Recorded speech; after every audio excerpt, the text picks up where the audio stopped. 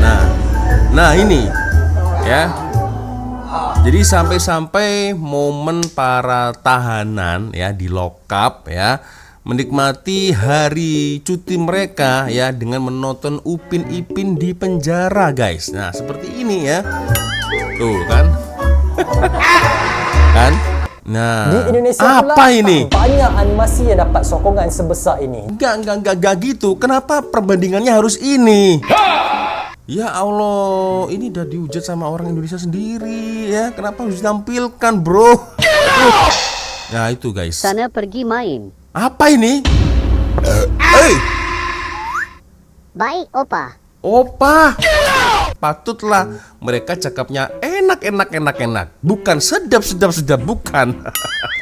Power susu cair SGMFT kemana-mana sahaja. Ina, cubain yuk. Betul.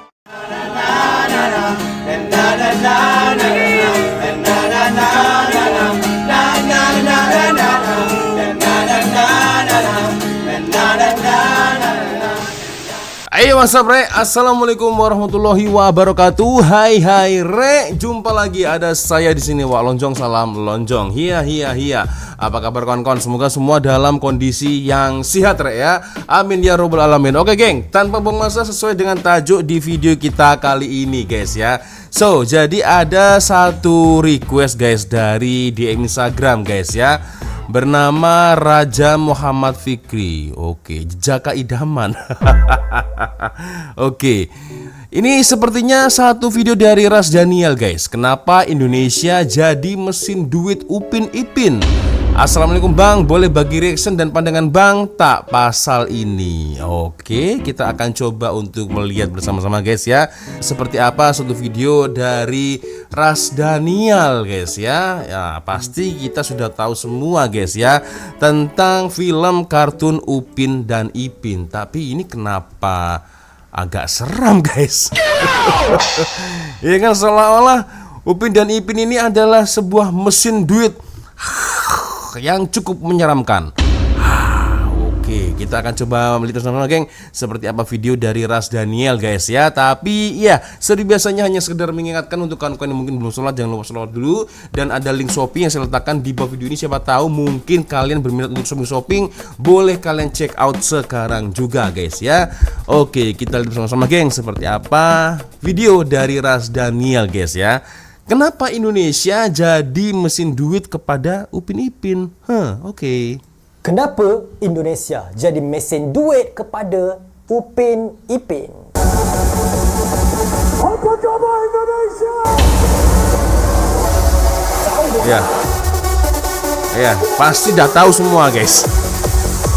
Sampai Upin Ipin gitu. memang sudah jadi fenomena besar terkenal di Malaysia, tapi lagi menggila di Indonesia. Ramai orang Indonesia rasa yang Upin Ipin ni kepunyaan Indonesia, walaupun ia diproduksi oleh Le Coq, studio animasi dari Malaysia yang bermula sejak tahun 2007. Ya. Pasaran kat Indonesia jauh lagi besar. Malaysia cuma ada 30 juta penduduk. Indonesia pula ada 300 juta penduduk. Kalau 10% itu dia, guys. budak kecil Malaysia tengok, sikit je. Kalau 10% budak Indonesia tengok, dah 8 kali ganda. Nah ini ya. Jadi sampai-sampai momen para tahanan ya di lokap ya menikmati hari cuti mereka ya dengan menonton Upin Ipin di penjara, guys. Nah, seperti ini ya. Tuh kan? Kan?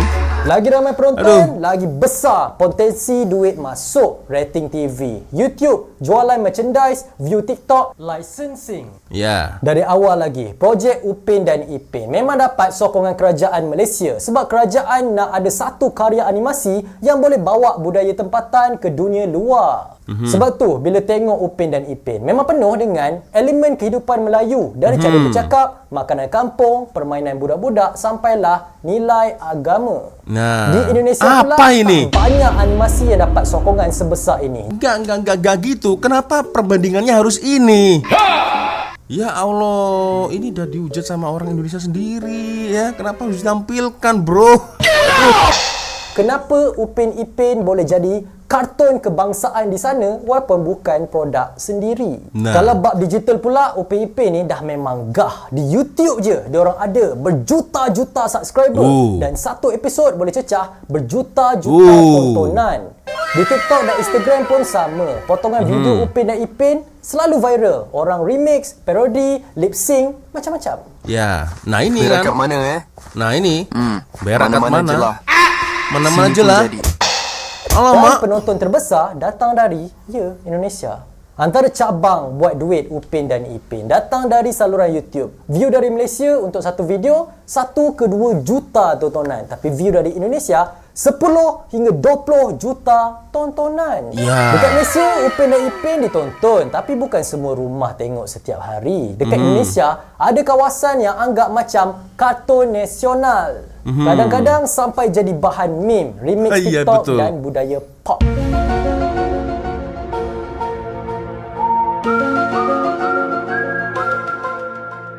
Ya itu guys. Sana pergi main. Apa ini? Hey, Baik, Opa. opa.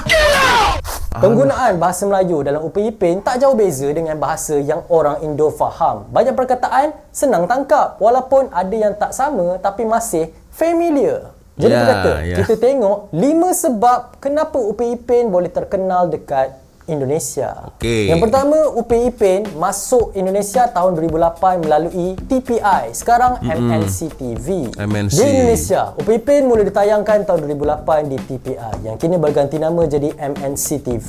Masa tu, MNC TV masih baru dan tak cukup bajet untuk bayar hak siar penuh seperti harga asal yang ditetapkan oleh Lekopak. Akhirnya mereka setuju untuk sistem Ni atuk profit ni. sharing. Maknanya MNC TV boleh tayang Nah, ini tapi pergi kena suaranya. kongsi keuntungan dengan Lekopak.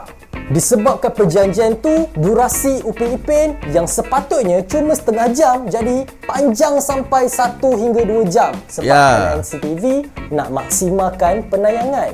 Ya. Tak sangkalah penonton Indonesia sambut dengan gila-gila. Semua lapisan umur suka. Budak suka, mak bapak pun suka. Ya. Semualah suka.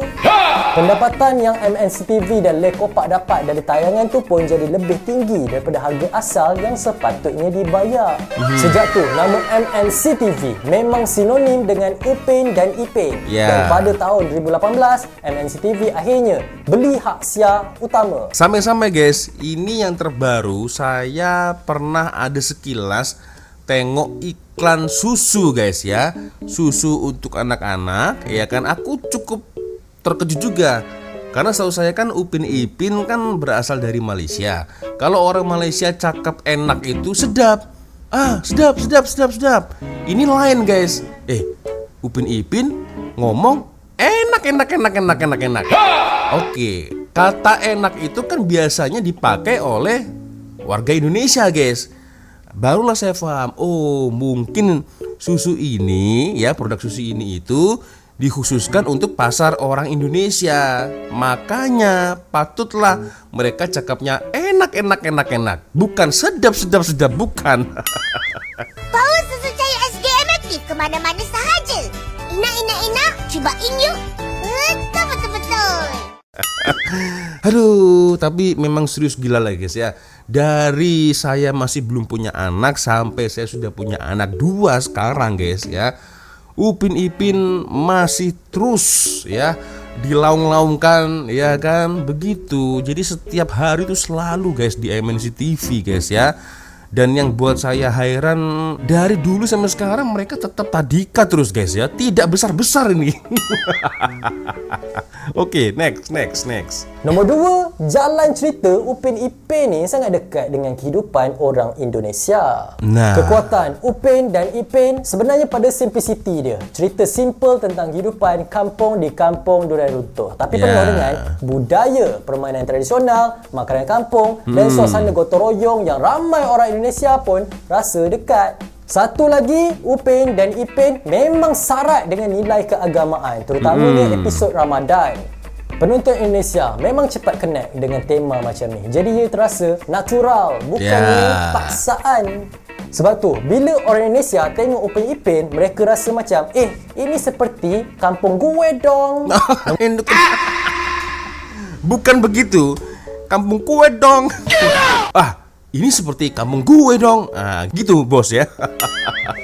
Tapi memang betul lah guys ya, Upin Ipin ini sangat relate sekali ya dengan kehidupan kita sehari-hari, apalagi untuk anak-anak. Pagi mereka bersekolah, ya kan. Siang mereka bermain-main, sore ngaji, malam harinya mereka makan malam lalu tidur. Begitu rutinitasnya guys ya.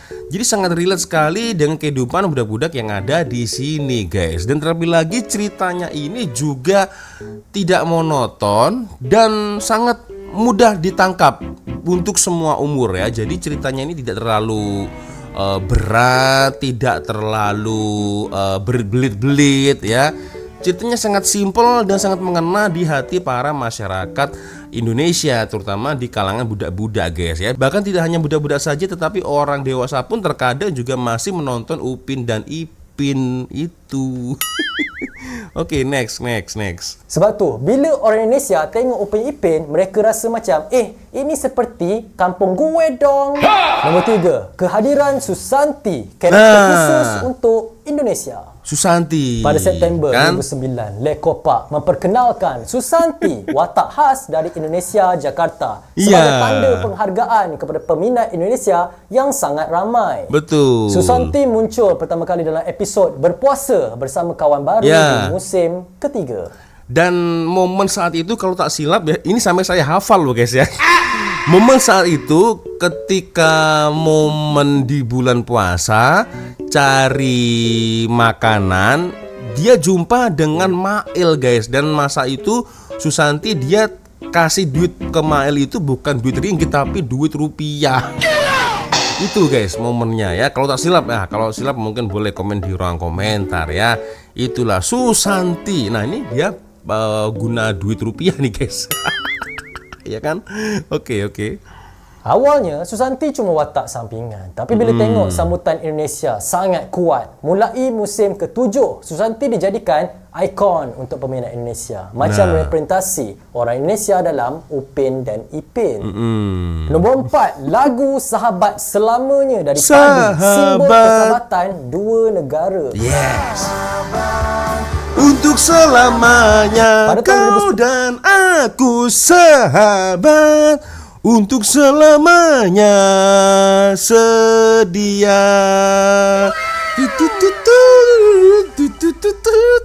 Nah itu guys, lagu dari Padi. Oke. Lekopak bekerjasama dengan band terkenal dari Indonesia, Padi, untuk buat lagu Sahabat Selamanya sebagai soundtrack baru Upin dan Ipin. Selain jadi lagu sangat emosional dan melekat, lagu ni juga dibuat untuk meredakan ketegangan diplomatik yang masa tu tengah panas antara Malaysia dan Indonesia. Selain tu, ada juga lagu-lagu yang sangat disukai penonton Indonesia. Contohnya, Boria Suka-Suka. Ya, ini. Dan pada 2020, Boria Ria. Ya, itu dulu semasa anak saya masih tadika juga sering guys. Boria Ria suka, Boria suka, itulah. Ada juga tolong ada serigala di sini. Itu ya semasa Jajrit. Nah itu. Dan pada 2020, lagu Goyang Upin Ipin yang ada vibe dangdut khas Indonesia. Oh serius? Oh, aku baru tahu yang ini. Lekopak memang selalu tunjuk penghargaan pada peminat Indonesia, sebab peminat Indonesia antara yang paling besar. Nombor 5, watak yang pelbagai dan unik, tak bosan langsung. Salah satu benda paling kuat dalam Upin dan Ipin ialah variasi karakternya. Setiap watak ada identiti tersendiri. Dari Mimi, Jarjit, Fizi, Ehsan, Mail sampai Opah dan Tok Dalang. Semua watak ada personaliti kuat, kelakar dan mudah diingat. Betul. Dekat Indonesia ni jadi penyelamat sebab ramai rasa banyak kartun luar negara terlalu generik, tapi Upin Ipin beri rasa yang lain. Kampung, meriah, kelakar, ada pengajaran dan penuh dengan warna.